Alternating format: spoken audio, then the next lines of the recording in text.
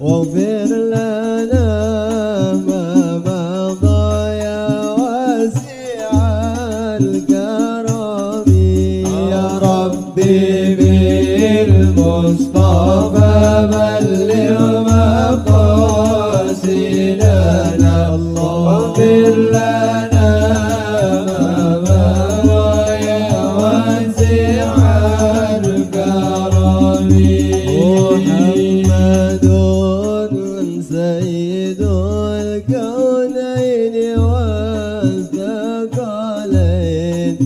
والفريقين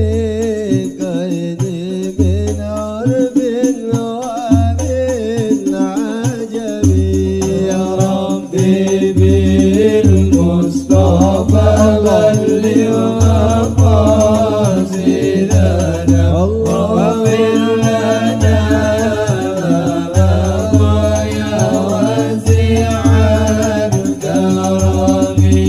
هو الحبيب الذي ترجى شفاعته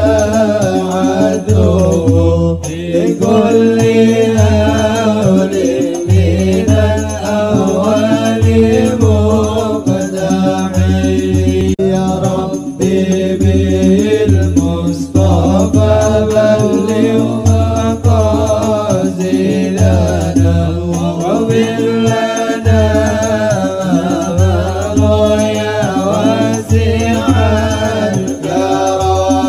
هو الحبيب الذي ترجى شفاعته لكل هول من الأول مقتحم يا ربي بالمصطفى بلغ مقاصدنا واغفر لنا يا واسع الكرم. بسم الله الرحمن الرحيم. الحمد لله والصلاة والسلام على سيدنا محمد رسول الله وعلى آله وصحبه ومن والاه ولا حول ولا قوة إلا بالله أما بعد. فقال المصنف شيخ أبو بكر شيخ محمد بن أبو بكر السوري نفعنا الله به وبعلوم في الدارين. الحديث الخامس عن أبي ذر الغفاري رضي الله تعالى عنه أنه قال قلت يا رسول الله علمني عملا يقربني إلى الجنة ويباعدني من النار. قال إذا عملت سيئة فاتبعها حسنة تمحها. إذا عملت سيئة فاتبعها حسنة تمحها.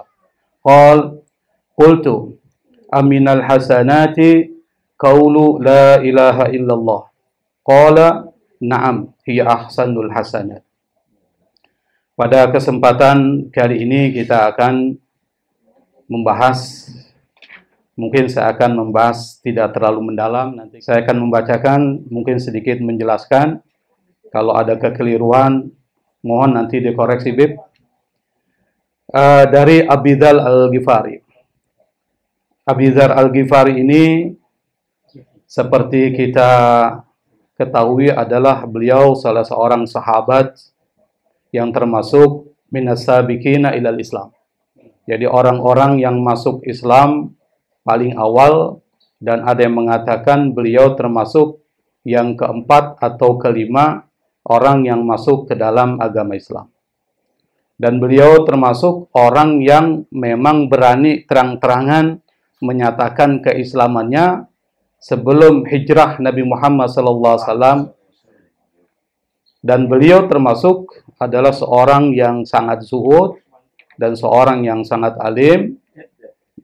Imam Az-Zahabi dalam biografi beliau pernah mengatakan di dalam kitab Sayru A'lamil Nubala, wa kana ra'san fi zuhdi wa sidqi wal ilmi wal amali qawalan bil haqqi la ta'khudhuhu fillahi lawmatu la'im.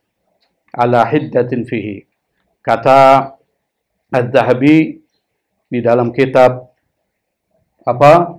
Taisiru A'lamil Nubala, itu disebutkan bahwa Abu Dzar Al-Ghifari ini termasuk adalah tokoh yang paling tinggi dalam kaitan dengan persoalan kezuhudan, kejujuran, keilmuan, dan amalnya. Dan beliau termasuk qawalan bil haq, orang yang memang berani mengucapkan atau mengemukakan kebenaran.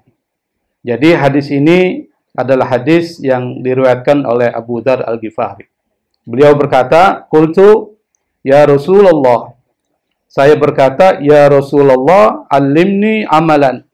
Ajarkan kepadaku satu amalan.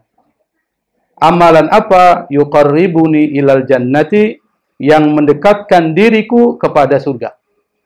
Wa yubaiduni minan nar, dan menjauhkan aku dari neraka.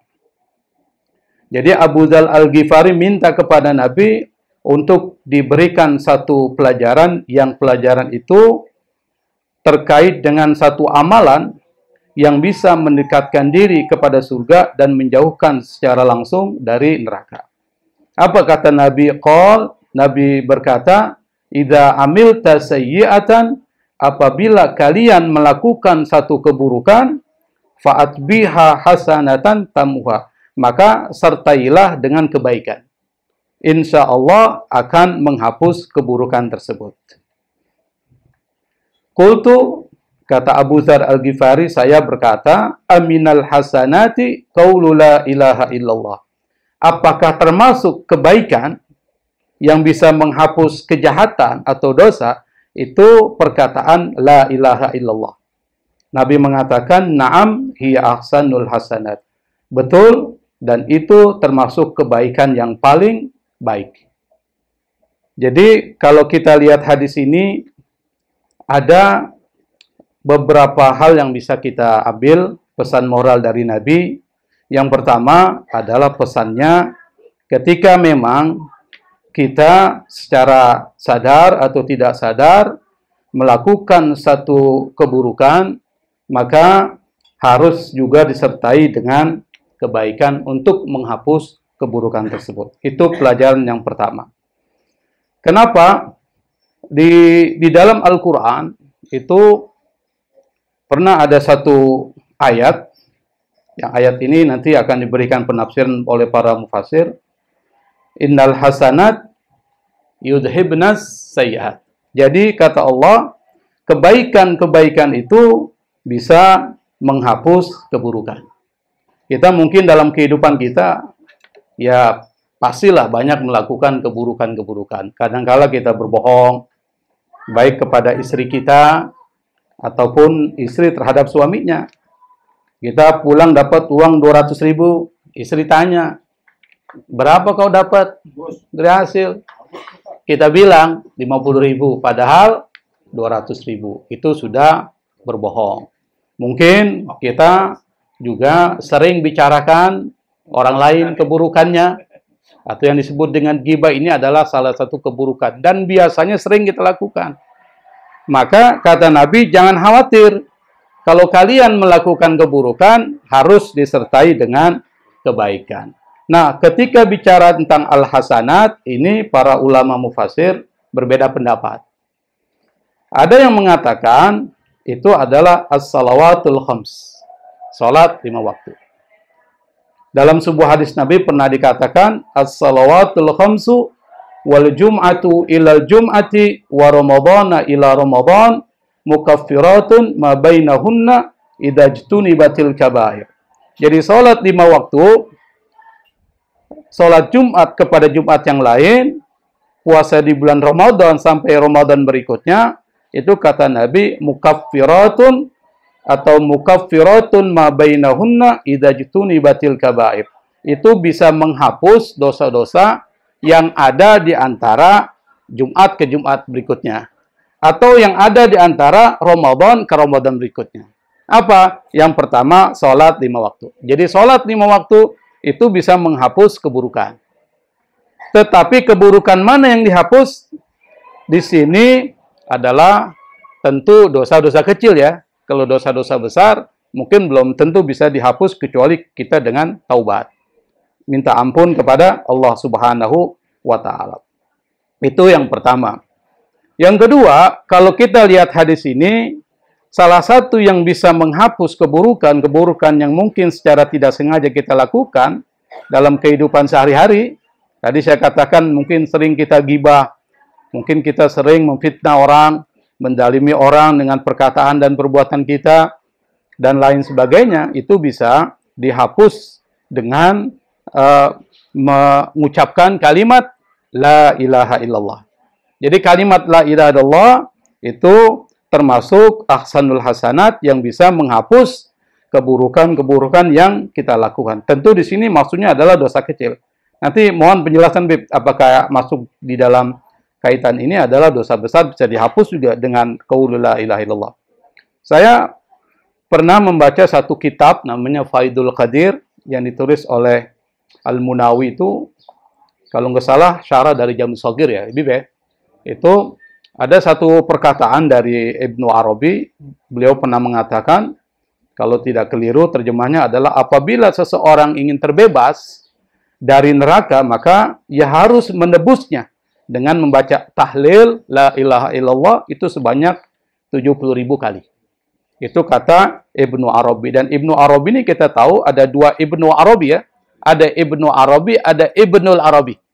Kalau Ibnul Arabi itu adalah mazhabnya Maliki, penulis kitab tafsir, kalau nggak salah apa itu? Ahkamul Quran, kalau nggak salah ya, nanti bisa dicek. Sementara Ibnu Arabi ini seorang sufi. Seorang sufi yang tinggal di Andalusia dan dia sufi yang sangat terkenal. Beliau mengatakan, yang dikutip di dalam kitab Faidul Qadir, syarah Jami' Shaghir, itu kalau kita ingin terbebas dari neraka, maka kita harus menebusnya diri kita dengan membaca tahlil sebanyak 70.000 kali. Sab'ina alfan marrah. Jadi 70.000 kali. Dan ini diambil dari satu cerita. Apa ceritanya? Kalau tidak salah, ceritanya ini ada seorang anak yang dia mempunyai mukasyafah. Mukasyafah itu artinya terbuka. Apa? Dia pada satu ketika, pada saat ketika ada hidangan, dia mengatakan dan menangis. Menangis mengatakan satu kalimat bahwa ibu saya sedang disiksa di neraka. Jadi terbuka anak kecil ini. Kemudian orang-orang yang hadir di situ, nah salah satunya adalah ada seorang waliullah, saya lupa namanya itu, kalau nggak salah belakangnya ada kata Al-Maliki, tapi bukan Al-Maliki, tapi Al-Maliki pakai qaf. Itu beliau kemudian mengirimkan setelah bacaan zikir La ilaha illallah sebanyak beberapa kali, lalu dia mengatakan, saya jadikan zikir tahlil ini untuk membebaskan ibu dari anak yang sedang disiksa di neraka itu. Nah, tiba-tiba anak yang diberikan mukasyafah itu melihat ibunya kembali. Dan dia berseri-seri, senang hatinya. Kenapa? Karena ibunya tidak lagi disiksa di neraka. Oleh karena itu, maka tidak heran kalau kita baca tahlil itu. Tahlil, kan kita sering hadiahkan ya. Hadiahkan apa? Rabbana taqabbal wa ausil thawaba ma qara'nahu. Nah, salah satunya min qauli la ilaha illallah. Betul ya?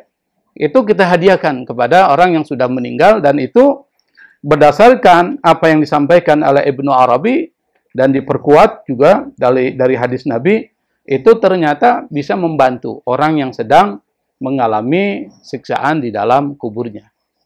Nah, karena itu maka kalau berdasarkan apa yang dikatakan oleh Ibnu Arabi, maka kita kalau bisa ya kita baca tahlil sebanyak 70.000 kali. Kira-kira berapa jam itu baca segitu? Berapa jam? Hah? La ilaha illallah. Nah, nanti dicoba. Setelah itu beritahu kita. Intilah yang duluan coba aja. Nanti beritahu berapa jam. Kalau ternyata sedikit, Anda ikut juga lah. Hah? Ibu-ibu nih sering nyicil sih. Langsung aja 70.000. Tukang kredit sih. Satu dudukan. Jadi bangun habis Isya, zikir, mungkin bisa 1 jam selesai itu. Pakai apa tuh yang counting machine itu? Apa tuh? Yang biasa tuh tasbih. Ya digital bisa. Dicoba aja nanti kalau sudah coba beritahu berapa jam itu. Nah, di dalam kitab ini seperti biasa Syekh Muhammad bin Abu Bakar Al-Usfuri dia biasa memberikan cerita. Nah, ini yang menarik dari kitab ini ceritanya ini. Ini ada 2 cerita yang nanti saya akan bacakan. Wa ala hadza hikayatun. Berdasarkan hal ini ada 1 hikayat, ada 1 cerita. Anna rajulan, ada seorang laki-laki kana waqifan bi Arafatin, dia wukuf di Arafah. Wa fi yadihi 7 ahjarin, dan di tangannya ada 7 batu. 7 batu. Lalu dia berkata, faqala ishhadu anni 'inda rabbina bi anni asyhadu an la ilaha illallah wa anna Muhammadan Rasulullah. Saksikan wahai batu, dia bilang begitu itu, ishhadu anni, di sisi Tuhan kami bahwa aku bersaksi tidak ada Tuhan selain Allah dan Muhammad adalah utusan Allah. Fanama, lalu dia tertidur. Faro'a, dalam tidurnya, faro'a fil manami, dalam tidurnya dia bermimpi. Kama yaron naimu, sebagaimana orang yang tidur. Ka'annal qiyamata qad qamat wa annahu khusiba fawajabat lahun naru fa'akhadathul malaikatu. Jadi dalam mimpinya itu seakan-akan terjadi hari kiamat. Ka'annal qiyamata qad qamat, seakan-akan datang hari kiamat. Wa annahu, dan dia husiba, dihisab, dihitung. Fawajabat lahun naru, setelah dia dihisab maka ditetapkanlah dia termasuk orang yang masuk neraka. Fawajabat lahun nar. Fa'akhazathul malaika, lalu malaikat mengambil orang itu. Falamma dhahabu bihi, pada saat ketika malaikat membawa orang tersebut ila babin nar, ke pintu neraka, fa idza hajarun min tilkal ahjari alqa nafsahu ala babin nar. Tiba-tiba 1 buah batu dari 7 batu tersebut itu melemparkan dirinya ke pintu neraka. Jadi melemparkan dirinya ke pintu neraka. Fajtama'at malaikatul azab, lalu kemudian malaikat azab berkumpul ala rafihi untuk mengangkat batu itu supaya tidak menghalangi pintu itu. Jadi batu itu tiba-tiba melemparkan dirinya menutup pintu itu. Maksudnya seperti itu. Lalu kemudian malaikat azab berkumpul untuk mengangkat batu itu, falam yutikuhu, mereka nggak mampu angkat tuh batu. Berarti pintu itu nggak bisa dimasuki. Kan begitu. Tsumma siqa bihi ila babin akhar. Kemudian dia digiring ke pintu yang lain. Fa idza alaihi hajarun akhar, tiba-tiba batu yang lain. Mintil kal ahjari sabah, dari 7 batu tersebut. Falam taqdir malaikatu ala rabbihi hatta siqa ila sab'ati abwabin nar. Malaikat itu tidak mampu lagi mengangkat batu itu karena menutup pintu yang lain itu. Sampai kemudian orang itu digiring ke 7 pintu neraka. Muhammad SAW. Allahumma shalli alaihi wasallam. Pasti kalau kita bisa melihat pahala yang Allah berikan kepada kita seperti yang kita lakukan di hari ini, saya yakin tidak akan ada salah satu teman kita yang tidak berusaha untuk hadir di tempat ini. Bukan hanya di hari ini, tapi di hari-hari sebelum dan setelahnya insya Allah. Kecuali tentunya kepentingan yang sangat mendesak, maka ditinggalkan majelis-majelis seperti ini. Bagaimana tidak, silaturahimnya saja itu sudah mendatangkan keberkahan umur dan rezeki. Kalau kita baca Sahih Bukhari, kata Imam Al-Bukhari, qala hadatsana Ibrahim ibn Mundir, qala hadatsana Muhammad ibn Ma'an, qala hadatsana Abi Ma'an, qala hadatsana Sa'id ibn Abi Sa'id an Abi Hurairah radhiyallahu anhu qala qala Rasulullah sallallahu alaihi wasallam, man ahabba, dalam hadis yang lain, man sarrahu an yusatu lahu fi rizqi wa yus'alahu fi adri falyasil rahimah. Ini luar biasa. Ini hadis yang diriwayatkan oleh Imam Al-Bukhari. Beliau mendengar dari gurunya yang bernama Ibrahim ibn Mundir. Ibrahim ibn Mundir mendengar dari gurunya namanya Muhammad ibn Ma'an. Muhammad mendengar dari ayahnya yaitu Ma'an. Ma'an mendengar dari gurunya Sa'id bin Abi Sa'id. Beliau langsung mendengar dari sahabat Nabi yang bernama Abu Hurairah. Nah ini tentunya gambaran juga untuk kita. Tidak ada orang alim, tidak ada ulama di masa dulu kecuali mereka belajar itu dari guru ke guru ke guru ke guru sampai Nabi Muhammad. Dan ini merupakan salah satu cara untuk kita punya sanad yang mutasil. Mungkin kita bisa saja beli buku ini, Mawa'id Rasulullah, kita bisa beli sendiri, kita bisa baca sendiri, tapi beda kalau dibaca di depan guru yang membaca satu persatu. Ini menjadikan sebab sanad kita mutasil. Dan ini insya Allah menjadi salah satu wasilah kita untuk menyambung sanad kita dengan guru-guru kita. Dan beliau juga belajar dari gurunya sampai kepada Rasulullah Shallallahu Alaihi Wasallam. Maka ini jangan disia-siakan kesempatan untuk bisa hadir di majelis seperti ini. Belum bicara tentang ilmunya, baru silaturahimnya saja sudah luar biasa, yaitu berkah rizki. Ini tentunya pembahasan berkah rizki ini banyak sekali. Salah satunya dikasih kecukupan oleh Allah. Tidak akan pernah ada orang yang suka meminta-minta kalau dia rajin silaturahim. Allah akan cukupkan rezeki. Ini adalah pembuka pintu rezeki. Yang kedua, akan diberikan berkah di dalam rezeki. Timbul manfaat yang banyak. Yang ketiga, rezeki yang digunakan, yang dimakan akan menambah semangat ibadah. Itu berkah rezeki. Yang terakhir, berkah umur adalah dikasih sehat walafiat.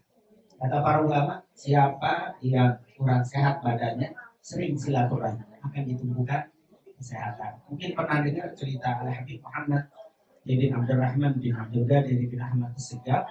Beliau ini usianya hampir 90. Usianya yang luar biasa. Saya suka tanya tuh kalau ketemu masyayikh, ketemu para ulama yang siban-siban seperti ini. Ini apa resepnya kok sampai jam umur segini masih segar? Kalau diundang orang jangan tidak datang. Itu saja, sambung tali silaturahim. Seandainya kamu nggak bisa di acaranya, setelah atau sebelum, yang penting datang. Kalau tidak bisa juga, sampaikan ke tidak hadiranmu dengan minta maaf. Itu yang menyebabkan Allah kasih sehat walafiat panjang. Silaturahim. Ini yang langsung ngasih Nabi Muhammad SAW. Ini langsung sanatnya menyambung ke Rasul SAW. Luar biasa, orang yang sering silaturahim itu luar biasa dibikin sehat. Dan ini resep yang paling luar biasa. Ini merupakan keberkahan umur, yaitu dikasih sehat. Yang kedua, yaitu umurnya itu manfaat. Umurnya itu manfaat. Selalu perbuatannya menimbulkan manfaat untuk diri, keluarga, dan orang lain. Itu umur berkah. Dipakai ibadah, dibikin untuk melakukan hal-hal yang amal yang baik. Yang terakhir sebagai penutup, Bapak udikrihi ba'da mutih. Namanya akan terus disebut walaupun dia sudah meninggal. Itu akan menjadi berkah. Imam Syafi'i itu imam berkah. Pengarang kitab kita semua ini ulama-ulama berkah umur. Sudah meninggal ratusan tahun, bahkan ribuan tahun yang lalu, tapi namanya tetap disebut. Orang yang sering silaturahim akan disebut. Kalau kita nggak pernah silaturahim, meninggal nggak ada yang tahu siapa buatnya, mana ini, namanya hilang. Tapi kalau yang begini istiqomah, insya Allah panjang umur semua. Kalau yang meninggal satu akan diingat terus.